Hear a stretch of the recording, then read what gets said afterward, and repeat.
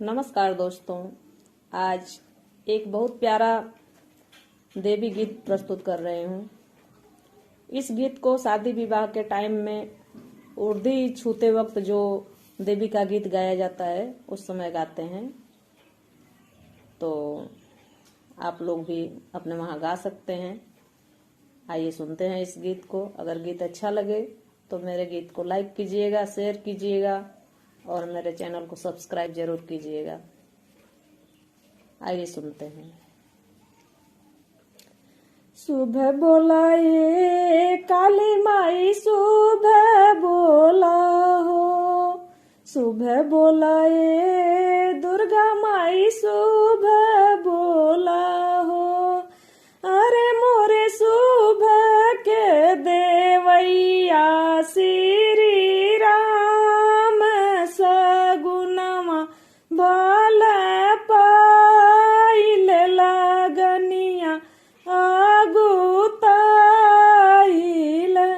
अरे मोरे सुबह के देवैया भगवान सगुनमा भल पाइल लगनिया आगुताइल। पहिला सगुनावा कोहरवा घरे हो, कोहरा सुबह के कलशवा ले आवो सगुनवा भल पाइल लगनिया आगुताइल। कोहरा सुबह के कलशवा ले आवो सगुनवा भल पाइल लगनिया आगुताइल।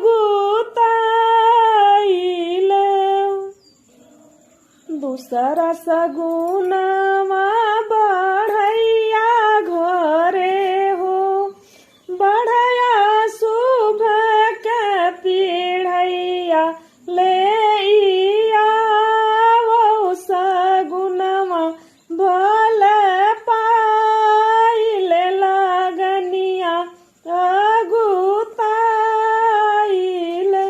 बढ़ैया सुबह के पीढ़ैया ले आवो सगुनवा भल पाइल लगनिया आगुताइल। तीसरा सगुनवा बजजवा घरे हो, बजजवा सुबह के पियरिया ले आवो सगुनवा भल पाइल लगनिया आगुताइल। बजजवा सुबह के चुनरिया ले आवो सगुनवा भल पाइल लगनिया आगुताइल।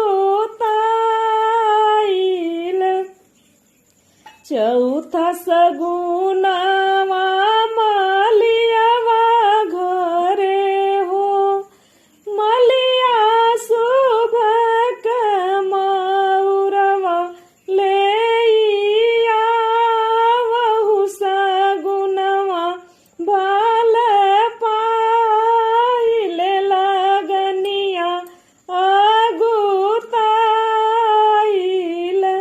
मलिया सुबह के मौरवा ले आवो सगुनवा भल पाइल लगनिया आगुताइल। पचवा सगुनवा धर करवा घरे हो, धर करवा सुबह के डालुआ ले आवो सा